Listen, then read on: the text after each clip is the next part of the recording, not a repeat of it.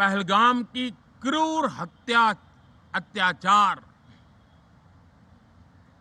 नरसंहार,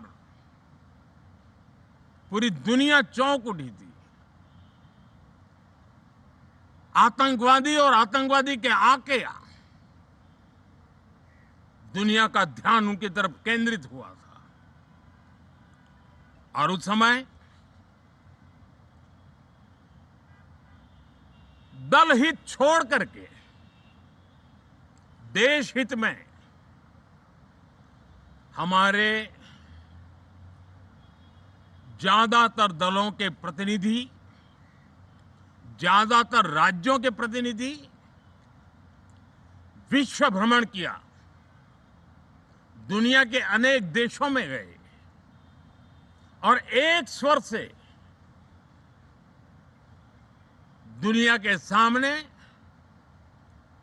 आतंकवादियों का आका पाकिस्तान को बेनकाब करने का एक बहुत सफल अभियान चलाया। मैं आज राष्ट्र हित में किए गए इस महत्वपूर्ण कार्य के लिए उन सभी सांसदों की सराहना करना चाहता हूं, सभी दलों की सराहना करना चाहता हूं और उसने देश में एक सकारात्मक वातावरण पैदा किया।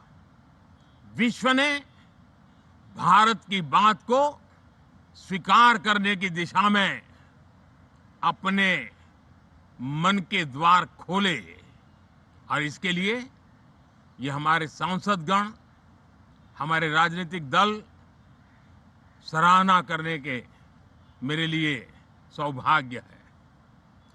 साथियों, हम जानते हैं कि ये स्पिरिट, एक स्वर, एक एकता का वातावरण देश को कितना उत्साह से भर देता है। विजयोत्सव का ये पर्व इस मॉनसून सत्र में भी उसी भाव से प्रकट होगा। देश की सैन्य शक्ति को सराहना करेगा, देश के सामर्थ्य का गौरवगान करेगा और देश के 140 करोड़ नागरिकों को नई प्रेरणा का कारण बनेगा। मुझे विश्वास है कि हम सब मिलकर के डिफेंस के क्षेत्र में आत्मनिर्भर होने के इन प्रयासों को बल दें, सेना के सामर्थ्य की सराहना करें। और मैं आज देशवासियों के सामने जरूर कहूंगा और देश के राजनीतिक दलों से भी कहूंगा कि देश ने एकता की ताकत देखी है, एक स्वर का सामर्थ्य क्या होता है देखा है। तो सदन में से भी सभी माननीय सांसद उसको बल दें, उसको आगे बढ़ाएं। और मैं जरूर कहूंगा, राजनीतिक दल अलग अलग हैं, हर एक का अपना एक एजेंडा है, अपनी एक भूमिका है, लेकिन